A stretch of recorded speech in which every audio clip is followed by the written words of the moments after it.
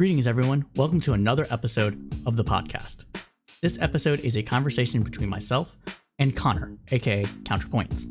Counterpoints is a YouTube political streamer who splashed onto the Twitch political debate stage in early 2020. He made a name for himself as a reasonable and funny conservative among the more lefty members of the Twitch debate community, integrating himself in their spaces by fully understanding their positions around identity politics and economics. He's had conversations and debates with some of the most well-known figures in the larger political streaming community, to include Vosh, Destiny, and Lauren Southern, just to name a few. While he accepts the conservative moniker wholly, he describes himself as a radical centrist. He often gets a little bit of flack from all sides of the political spectrum for his more heterodox views on a wide range of policy issues. As such, I highly suggest for everyone to check out his video called Why I'm Right Wing to get a better understanding of just where he stands in his own words.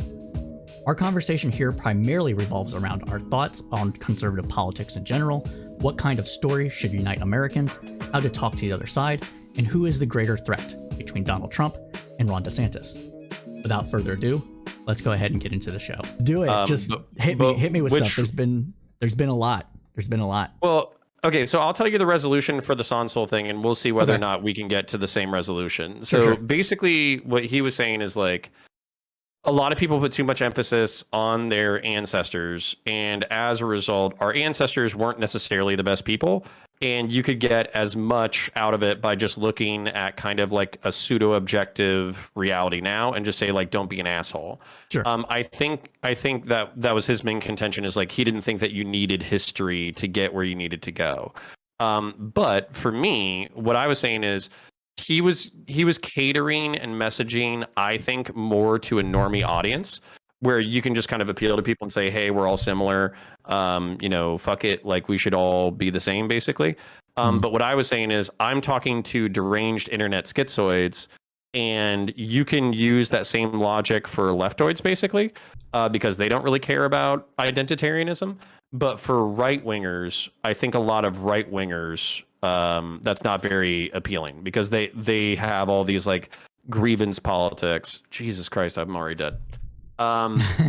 They have all these grievance politics where basically it's like, oh, you can identify as black and you can have Black Lives Matter, but you can't have White Lives Matter, and you can't do this and you can't do that. And so I think it's easier to appeal to those kind of people, where you say like, what would your Italian, German, English, whatever ancestors want for you? Like, probably to be healthy, happy, have a good family, et cetera, et cetera. Sure. So does that involve shitting on black people and trans people on the internet? Probably not. And you can also kind of look at all of the shitty things in your life and compare it to your ancestors. And I'll stop ranting in a second.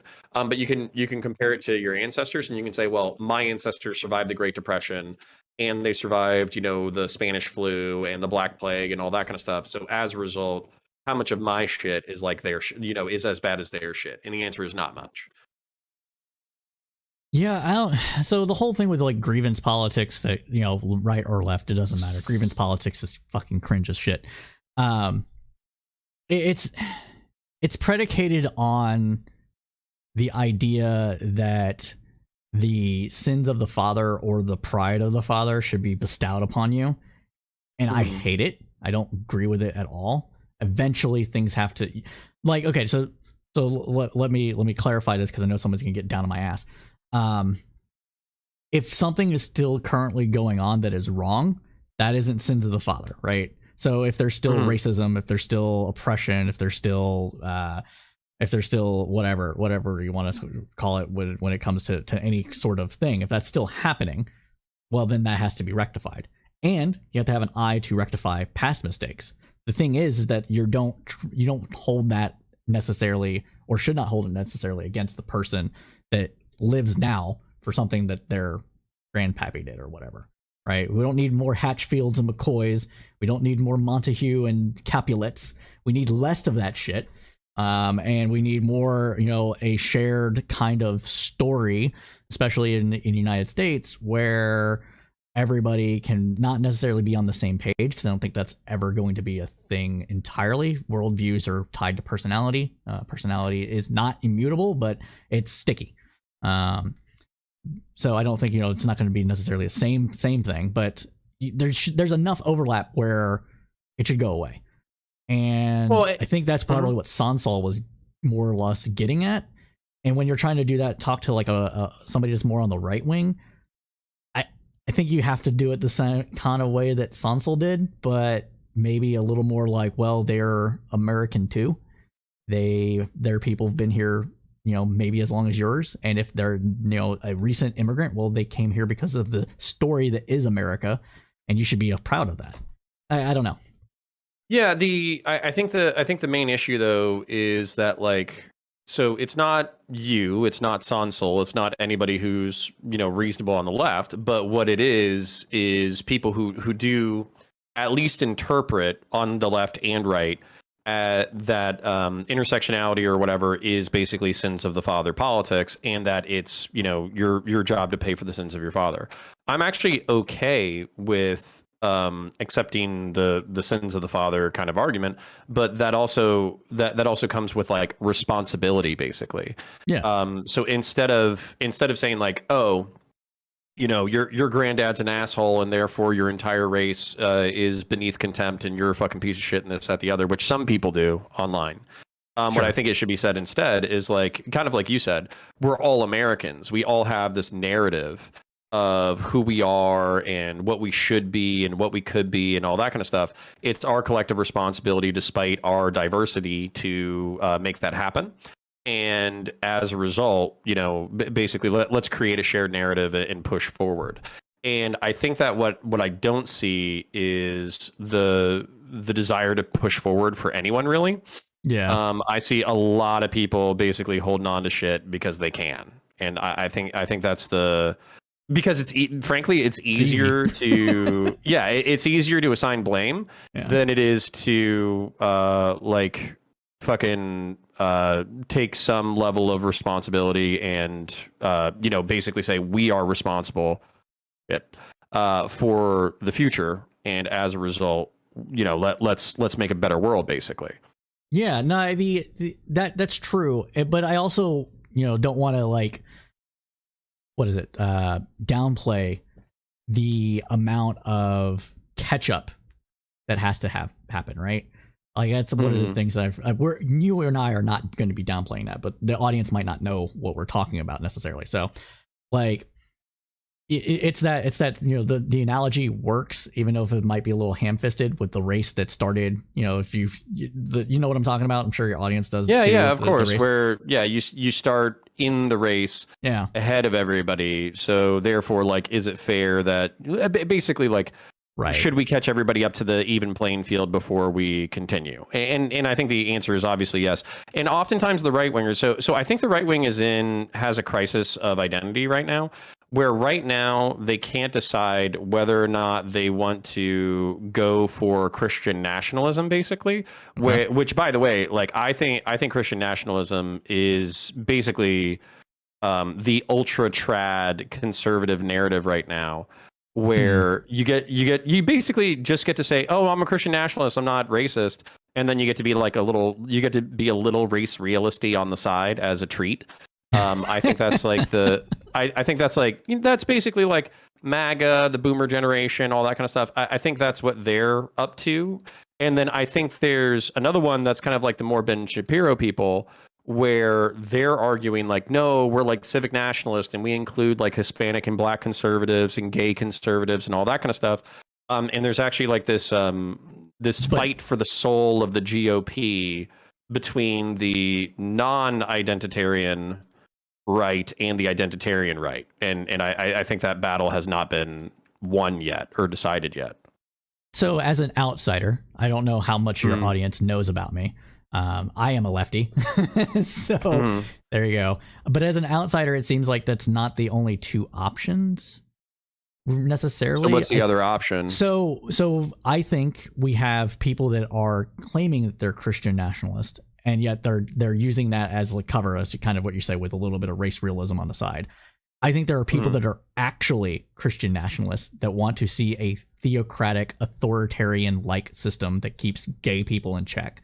And then you have the neocons. Like in the like I would say in the closet, actually. Like I don't think they, so I think one of the things that, it's not a mistake, but it's one of the things that's happening with like the Vosh types and shit, is they're like, oh, we're like, 30 seconds away from like a trans genocide or whatever.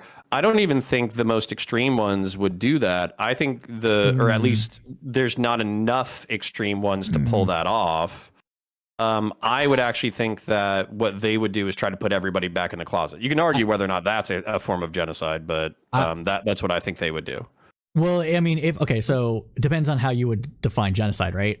For that one, not to get too much into weeds, but genocide is if you want to do like cultural genocide, cultural erasure is considered, it's still genocide. You don't necessarily have to necessarily kill out of people, but if you take their culture, I just mean I don't think they're gonna fucking put you in the camps. Basically, that's what I'm saying. I got you. I don't think there'll be gulags for fucking trans people.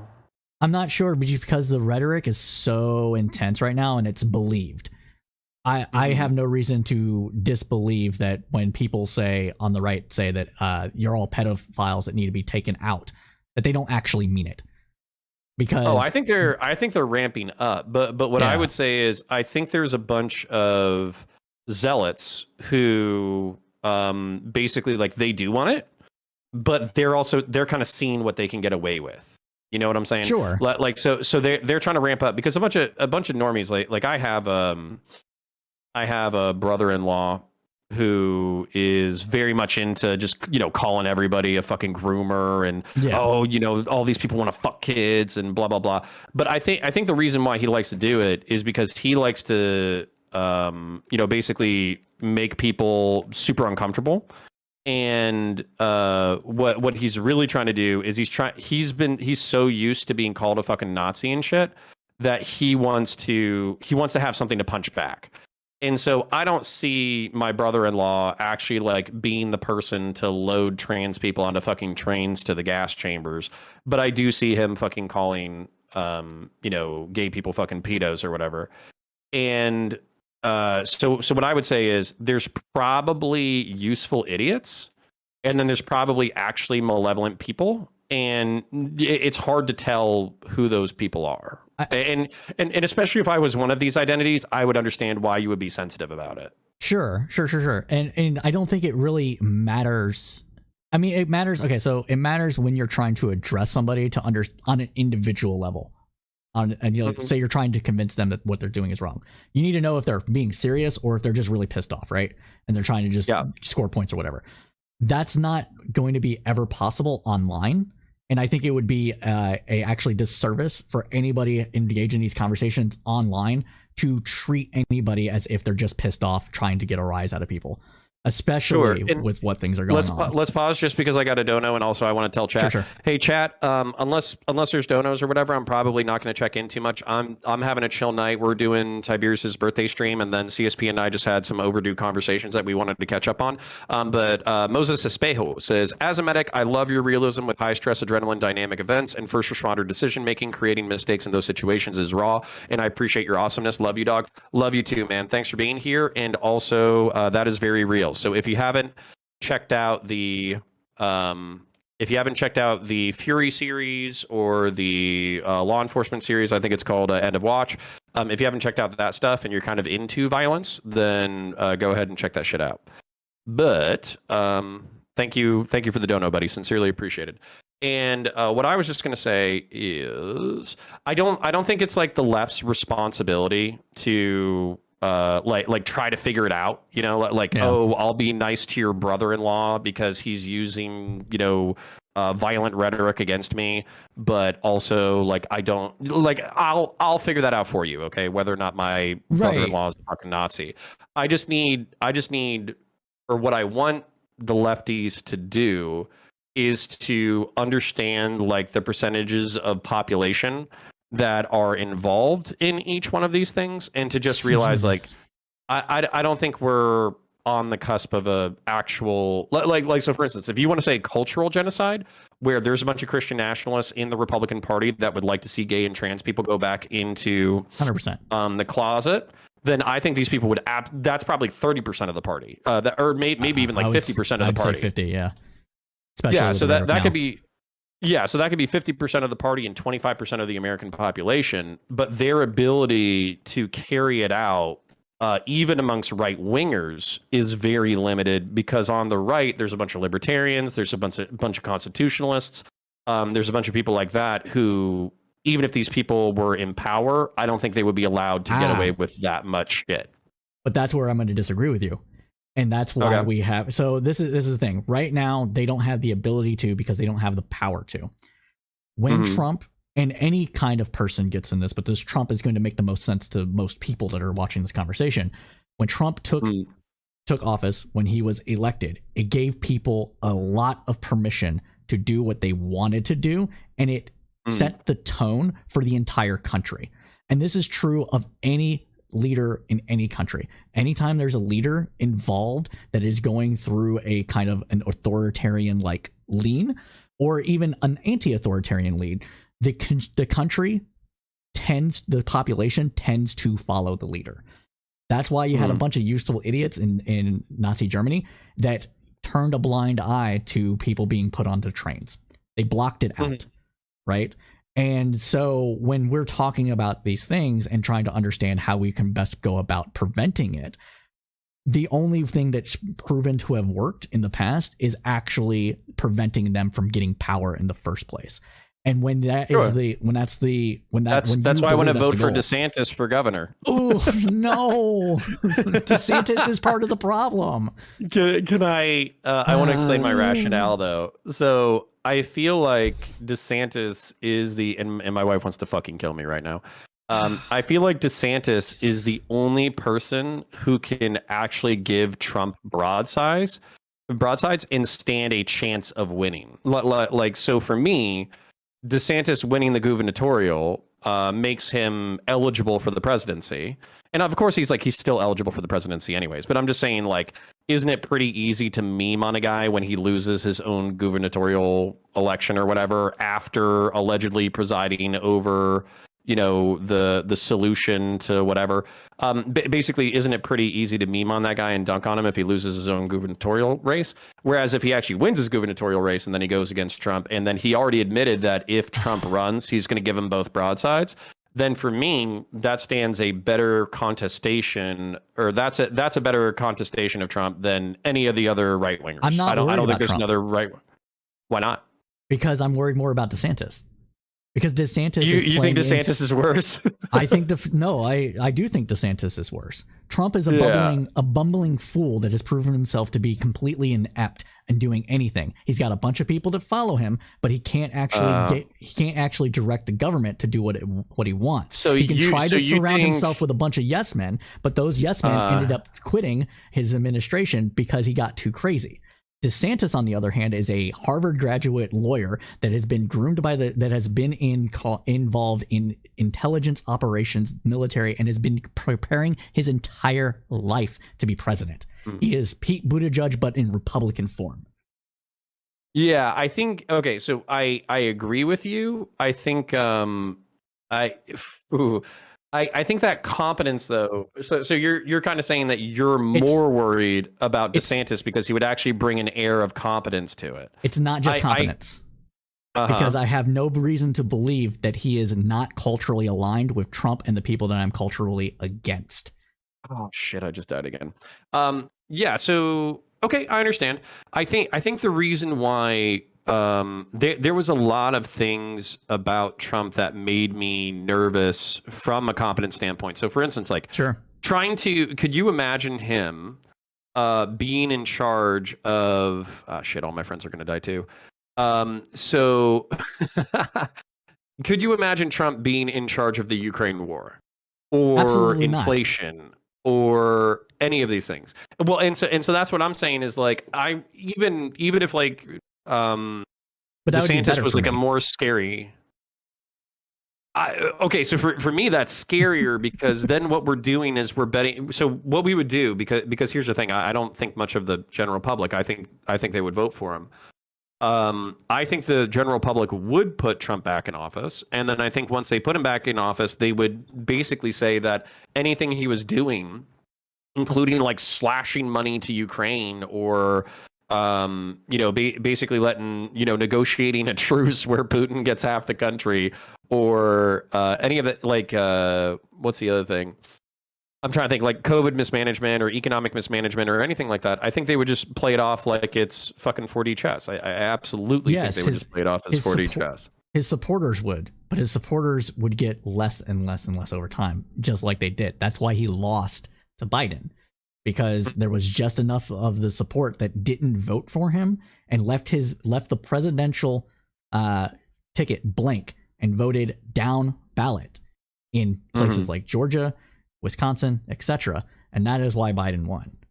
His incompetence is why he lost. Right now with DeSantis, he's competent, which is great. I like competency. If you're going to have a president, and the only thing that you care of, not the only thing you care about, the primary thing he's competent at the things you hate. He's competent at the things that I hate. Yes. So I have no reason to believe that DeSantis would handle the inflation thing that we're doing right now in a way that would actually solve it. I believe he would make it appear like he's trying to solve it, but give more benefits to the rich and wealthy and enforce this kind of level of hierarchy that Republicans tend to agree with.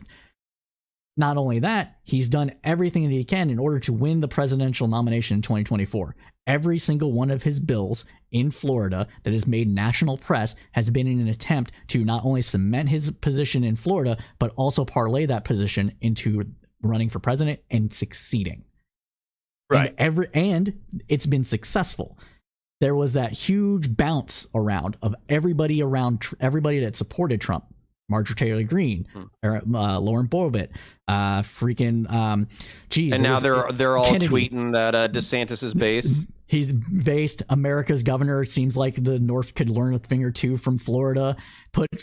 I'm sure my state would wishes DeSantis was running it, et cetera, et cetera, et cetera. It's already they already moved. They already moved to him. They're just going to keep doing this because they know the writing's on the wall for Trump, because Trump did the one thing that you're not supposed to do, which is fuck over right-wing money people. And he's been doing that since getting out of office. He's stiffed RightForge, which was supposed to be the right wing's answer to getting kicked off of Amazon.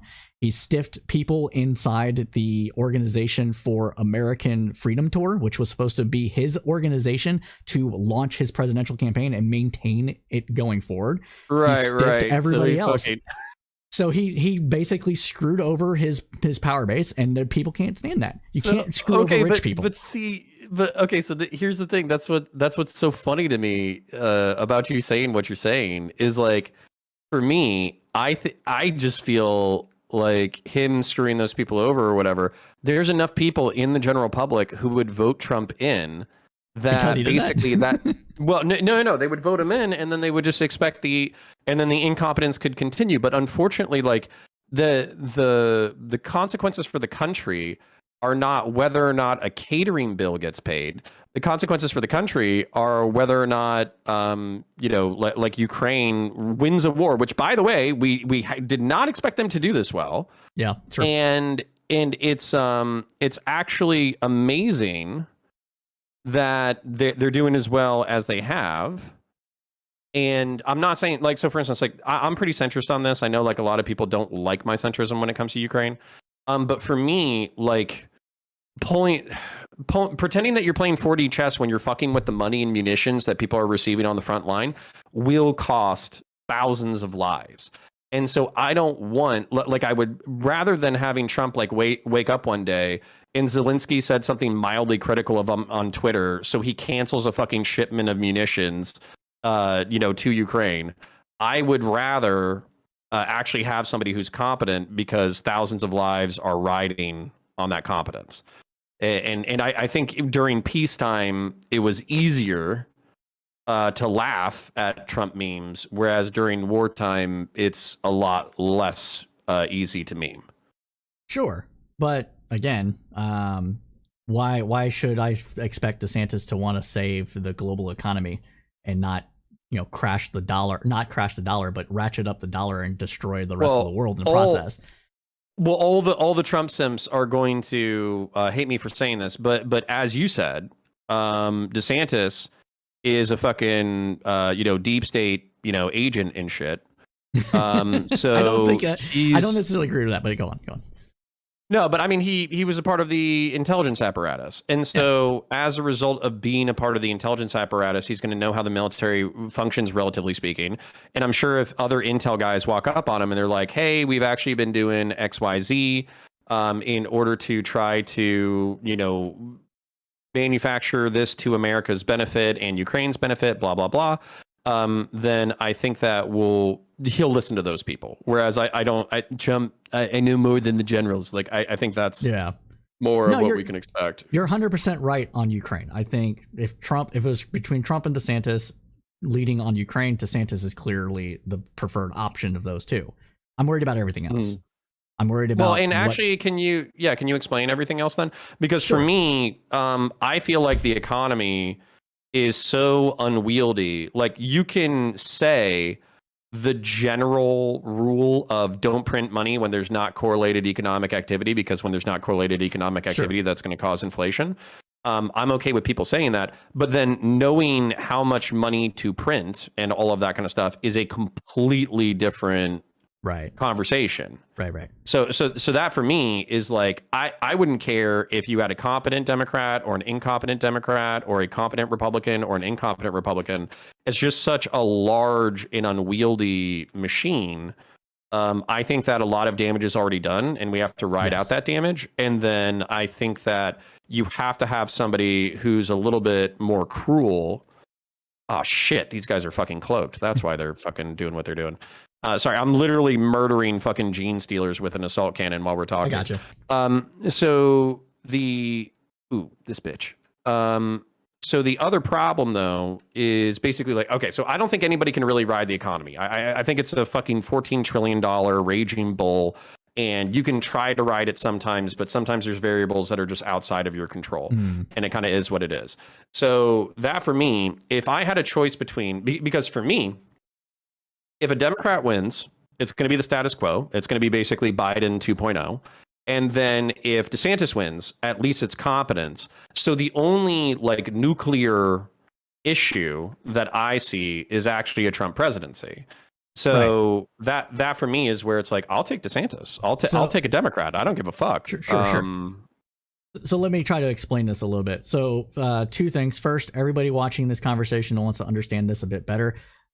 I'm not just shilling for Tiberius right now, but Tiberius has had Nate Dallin, Sam Driz, Turing News, rather, myself, and a few other people on his Saturday shows talking massively about the economy and what's going on as far as the sovereign debt crisis that's imploding across the world. So that's going to be a good primer about all this. It's going to be a little unwieldy and very heady, going to be full of jargon, but it's going to help explain that. So that's the first thing. Now to go on to the actual point here. So with the with what I'm worried about DeSantis doing is that I believe that DeSantis is a little more like Trump than maybe you do. And in that sense, I believe that DeSantis would be willing to sacrifice the Bretton Woods Accords, the Bretton Woods Agreement, in order to bring America up at the sacrifice of the rest of the global economy. And possibly hundreds of thousands of foreign lives. Well, hundreds of thousands of foreign lives, but not only that, negatively impacting the United States as a result. So what we're experiencing right now, where we lose our fucking global hegemon position, our prestige, and everything like that. I don't have to worry about that under Biden. Biden's already said, I'm not really worried about the United States right now. The United States right now is a resilient economy. It's doing the best out of any other economic powerhouse, any economy in the world. He's 100% right about that. That doesn't mean it doesn't suck. It sucks, but it means that it doesn't suck as bad as it does everywhere else in the world, which is true. But isn't that kind of proving the Trump people's point though? Like, so for instance, like we didn't hire Biden to be emperor of the world. Biden. That's a misunderstanding. So I agree with you. Sure. So I agree with you. We didn't hire Biden to be the person that controls the rest of the world.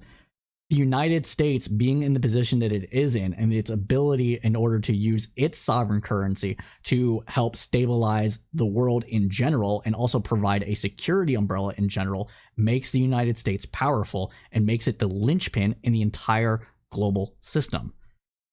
Sure. That has pros and cons.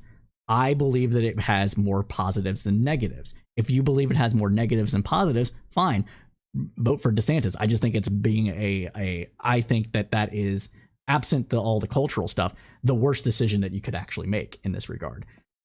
Okay. Well, okay. So do you at least see my fucking 3D chess move for like Trump being my personal worst case scenario? So Sure. I would rather have 2 shots at the presidency where my personal agenda isn't that affected one way or the other, as long as Trump isn't running. And by the way, like I genuinely hope that Trump just looks at it and he's like, bro, I'm 75. I'm fucking sick of this shit. Like, honestly, I hope he fucking wakes up one day and he's like, ugh, like, no thanks.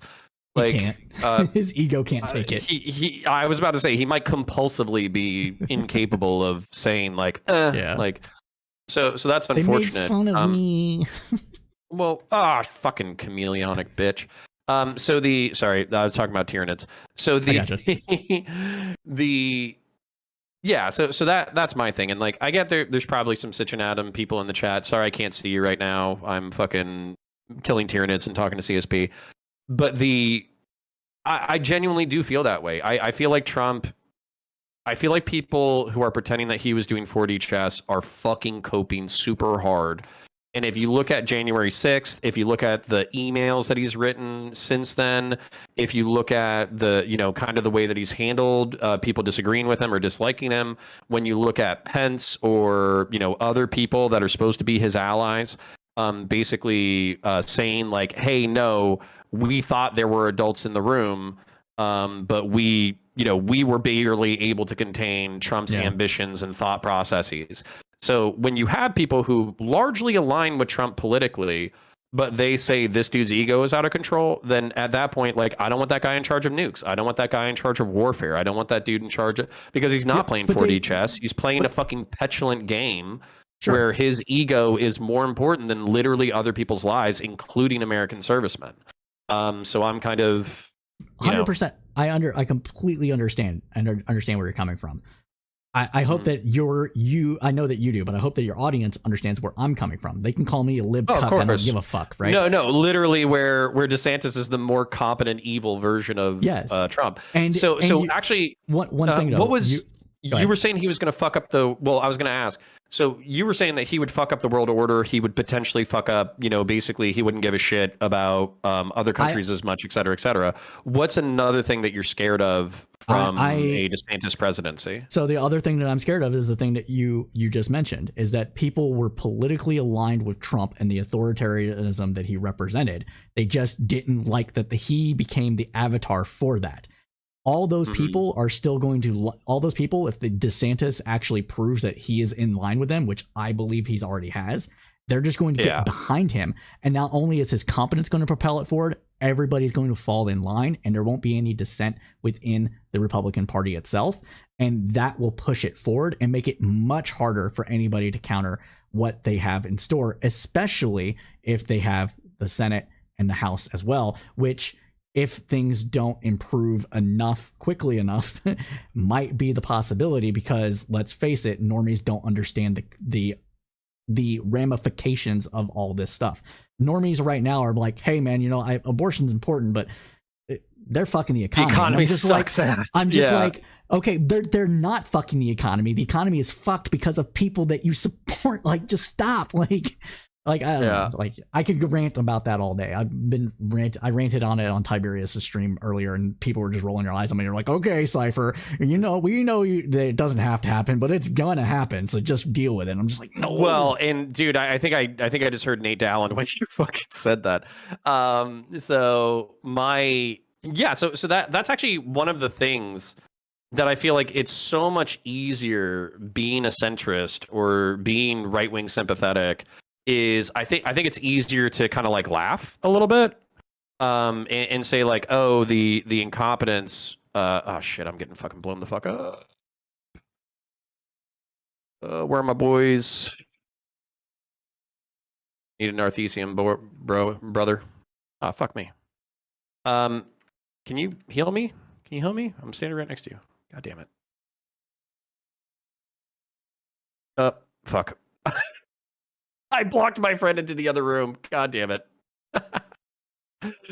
Oh, that's funny. All right. So anyway, sorry. So here, I think it's easier to be a rightoid or centroid because you can kind of laugh at the shit that's going on because it doesn't affect you as much. So I understand your fear about the global economy, but I think the deep state would have deeper hooks into Ron DeSantis than it would Trump. So I think it would legitimately do better. Yeah, I'm not. I don't know, because America First is very. I feel as though America First means America alone in a lot of regards, and that means basically for these people it would be, hey, the dollar being the reserve currency of the world is actually something that prevents us from going it alone. Let's go ahead and take that yoke off and unleash the power of America, not realizing. Dude, if I'm worried about fucking people like the CIA heart attack gunning me because I'm talking about, like, I don't know, whatever the fucking leftoid sympathetic shit that I'm fucking talking about, then they would heart attack gun the fuck out of somebody if they were talking about taking the dollar off of the reserve currency. Are you shitting me? I don't like you think people wouldn't kill for that? They'd kill the fuck for that. Yeah, you're probably correct. The thing is that we're already almost there, and it's just going to take a little push for it to completely break. And I don't trust DeSantis to be like, fuck it, boop. That would be one of the most. So actually, go ahead and explain this for me. Because basically, DeSantis, though. Go ahead. Well, okay, so who would all right? So the reserve currency of the world, the way that I understand this, and I'm not like an economics genius. I just kind of know what I know. Fuck, I'm out of ammo. So my understanding for the reserve currency is basically like you trust a economy. So at this point, because we've gotten off the gold standard. Dollars are represented of the economic activity of a certain institution, basically. And what we've said is there's $14 trillion of GDP, economic activity in the United States of America, roughly. And because we trust there to be a high degree of economic activity in the United States, we are the strongest and most competent economy. And as a result of that, we should be the default currency. And most people have trusted us to do that. But what's ended up happening is we've had so many economic strikes and inflation and blah, blah, blah. We've had a huge amount of problems economically, but my understanding is that everybody is worse off. Everybody is more fucked. Now, the thing is, though, is that the reason that we're the reserve currency of the world is not because of the fact that we have the strongest economy. It's because of the fact that we propped up Europe after World War II and basically said that everybody else is broke. Here's all these dollars to facilitate the rebuilding of Europe and Japan, and to a lesser degree South Korea. And not only will we end up being the lender of last resort for that, but all international trade will rely on the dollar as being the medium of exchange. So when people do trade of anything, not just oil, this is why the petrodollar is bullshit. Everything ends up going through a dollar. And so when the United States raises its interest rates, which makes dollars more expensive, it increases inflation across the entire world.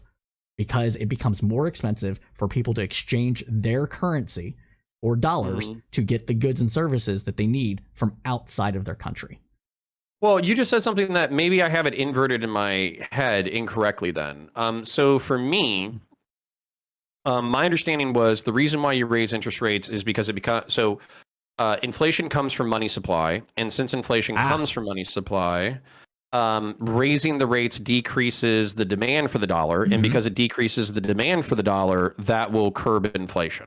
So that's the thinking that is it's very Milton Friedman-esque. Milton Friedman said all times everywhere inflation is a monetary problem. It's not. At all times. So this, and I know there's going to be a ton of economists to disagree with me, especially if they're from the Chicago school. So I don't expect the people that are your fans to agree with me. Do you know any, by the way, I think, did you ask me if there were like any Chicago school pundits that you knew? Did you ask me that? You were like, at some point. I want to debate somebody, but I can't find somebody from the Chicago school. So, yeah, that might have been me. But Nice. so Okay. what essentially boils down to is that at all times everywhere, inflation is a supply problem at its core. So what this means is that if you have it, and this makes intuitive sense, right? This is why Milton Friedman's self-producing formula that he proved it was all monetary all the time was wrong. If you have the same amount of dollars or same amount of a currency in circulation and the supply cuts in half, then everything becomes twice as expensive. Now, it's not going to necessarily be everything across the board becomes twice as expensive because some things are more scarce or more needed than other things, i.e. energy. But it does mean that everything becomes more expensive because it's the same amount of dollars chasing fewer goods. If you have more goods coming onto line and the same amount of dollars, everything becomes cheaper because you have the more goods chasing fewer dollars of it, right? And this is why it can be a monetary problem. But if the supply ends up catching up with the amount of currency that's in circulation, you have no inflation, which is why we had no inflation essentially between 2012 to basically now, because you had the velocity of money chasing around about the same amount of goods and more goods coming online for better quality and at a cheaper price. This is due to global supply chains. This is due to the fact that things become cheaper over time because you get better at building them, production, microchip revolution, data science revolution, et cetera, et cetera. Let me ask you this. So there was a lot of people. So basically the main thing for COVID, stimulus or whatever. Yeah. There was a bunch of libertarians who didn't care that people were like starving and dying and didn't have jobs and like all that kind of shit. And they were basically like, hey, whenever you print money, and there's no correlated economic activity, then that's going to be a fucking problem. It is a problem because that's going to be a problem because it's going to cause inflation. And if you think inflation is bad, then, you just wait basically. And so I'm okay with this. Like I understand this relatively speaking. And basically my thing was like, okay, well, what do you want us to do? Because really the option was just like, let people fucking starve, let people not pay their bills, let, mortgages collapse, let renters collapse, let everything collapse. And then the other option was don't shut down. And we still, correct me if I'm wrong, in the United States or like globally, was it 1 million people or was it? So the United States approached or either surpassed 1 million people just prior to the booster of people died. Globally speaking, official numbers indicate anywhere between 15 million and 18 million people worldwide died. I personally believe the worldwide numbers, I personally believe the worldwide numbers are vastly undercounted, which is probably why everybody everywhere has a labor shortage. That and it wasn't counting long COVID, which has been taking people out of the workforce entirely as well. Yeah. Estimates put it anywhere between 1 million and 4 million people have long COVID that make them unable to work at the same rate that they were working prior to COVID. And that number keeps increasing because COVID's not gone. Long COVID can get around the vaccine as well. We just have less death now. So they're still studying this. And that's the scary or interesting thing for me, is basically like, I think that, goddamn, dude, can you heal me? Shit. Heal me.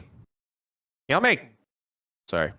Not good. I'm literally standing here with fucking like gene stealers fucking endlessly charging my ass, and I'm on like last health, and the dude who has a health pack is like standing right next to me, but he's not doing anything. That's funny. So my frustration or whatever. Heal me, you son of a bitch. Where are you going? Just fucking, I'm right here. Fucking heal me. Ah, damn. I'm sorry. I'm so frustrated for everybody. Heal me, you piece of shit. All right, fine. Fuck. I'll just go forward and I'll die. Fuck you. You fucking hell. Is this a player or an NPC? No, it's a player. Like, dude, dude, it's driving me crazy. I'm staring at you. Thank you. God, it literally me yelling heal me for the past fucking 45 seconds has me been staring at a guy with a health pack fucking not doing shit, literally just fucking staring at me. That's what that was. This is a perfect analogy for what the United States is doing for the rest of the world. You got a fucking health pack, but yeah, you're not using it.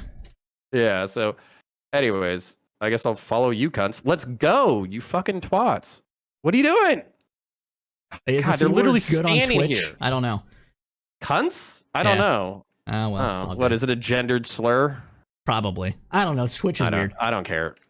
Okay, so the point being, I'm dealing with a bunch of cunts because one, it took them 1 minute to fucking heal me. Two, so this game, it's called Space Hulk Deathwing. They will continuously spawn enemies until you secure an area. So if you don't close a door or close a beachhead, it just keeps spawning waves of enemies. So for me, I'm literally staring at two guys who are they're just like standing there. They're just like standing in a bad guy spawn point, chilling and not healing me. So anyways, I've been talking about fucking Deathwing for fucking 2 goddamn minutes now. So let's move on. All right. So what do you think the health pack is for the rest of the world? Because I think that when America Firsters get upset about kind of like what you said, like I know I'm not taking it rawly out of context, but I am maybe assigning more malice than Biden intends. Sure. He says like, oh well, we are super concerned with the collapse of the dollar not the collapse of the dollar as a part of the global economy, and we need to balance out the global economy and et cetera, et cetera. I know that you're saying this ultimately does affect us, so we do need to care. Yeah. But I think the America Firsters and the isolationists are like, America is supposed to interact with the world insofar as it benefits us, and it's weird to continually hear our leaders constantly talking about the rest of the world as if they were our citizens. And I think that's and I know the globalist humanists, people who are like anti-nationalists, they're like, based Giga Chad. No, that's 100% correct, and that's why I don't expect for my concern to convince them at all, because the majority of people and I include myself in this, are not capable of actually doing all the process analysis required to understand where our interest in our country begins and ends versus the rest of the world. I don't know what that is. I just know that this is going to end up fucking our position in the world. I like being the big stick on the planet. I don't know about you. Yeah. Somebody fucking pointed out that TikTok surpassed Google in popularity, and they were like, "Oh, this is just the signs of us losing the war against China." And I'm like, I don't think I've ever been more happy to lose a war against China. Yeah.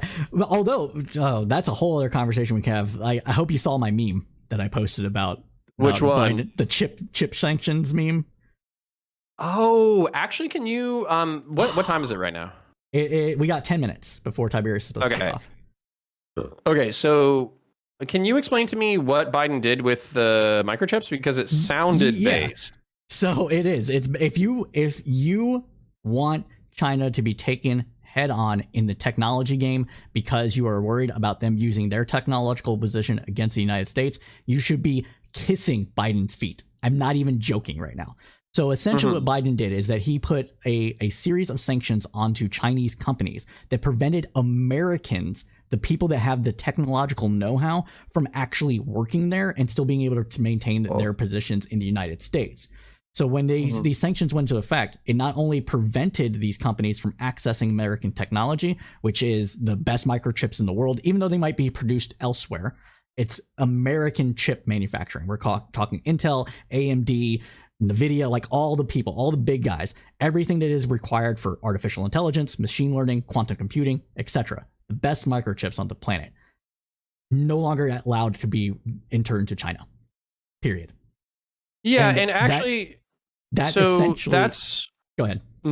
Well, I was just going to say, that's my thing, is like, we kind of talked about this during COVID, where our supply lines of vital things should not be exclusively with like rivals. I don't think calling them enemies is a good move, but rivals, I think, is a perfectly fine way to describe them.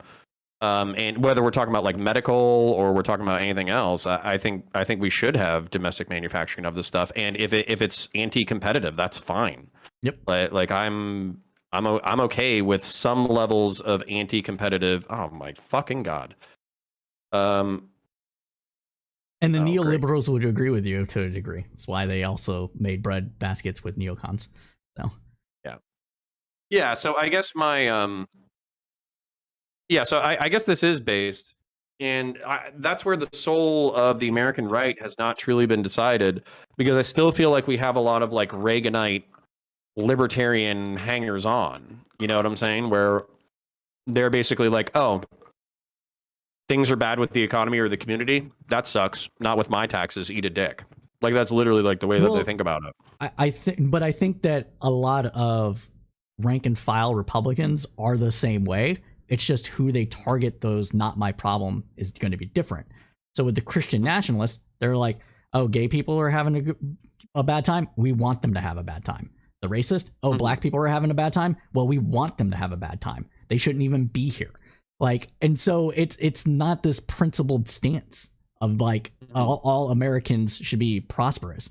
It's factional. It's hierarchical. And they talk about things like, it is in my mind, they talk about things about like meritocracy and all this stuff, but they don't actually believe in meritocracy, because in my view, if they're saying, well, these degenerates just need to go away, that's not meritocracy. That's hierarchy being enforced by your fucking weird ass fucking ideas of where it comes to who are good and not good people. There's nothing meritocratic about that at all. Well, and I think that's also, this is the other thing too, that I want the Christian nationalists and the ethnonats and all that kind of stuff, I want them to realize. This was a quote from like Socrates. It was either Socrates or Plato, I forget who like wrote and who talked. But one of the quotes was, it was this like Greek guy who was like a very Darwinian person. He was all about like, you know, survival of the fittest, and he was like bemoaning Greek democracy because he basically said like, it's fucked up that the strong have to succumb to the weak. And Socrates kind of pointed out, or Plato, whoever the fuck it was, he pointed out that like, okay, democracy is the mechanism through which the weak have subsumed the strong. Yeah. You know, so actually, like you're not as strong as you think you are, because while you're physically strong, you got money, you're in charge, you got good politics, you know, good political acumen, et cetera, et cetera. What's actually going on? God damn, I'm just watching this guy fucking tank like 50 dudes. It's amazing, actually. Like you actually have been taken over by the weak, so you kind of got to deal with that. And then he giga chatted it. So that's kind of what I want the ethnonats to say, because like, you know, 50 years ago, 100 years ago or whatever, yeah, you could just giga chat it. You could say, oh, sucks to be black, sucks to be gay, sucks to be, you know, trans, sucks to be whatever, sucks to be you, not worried about it. Suck it, champ.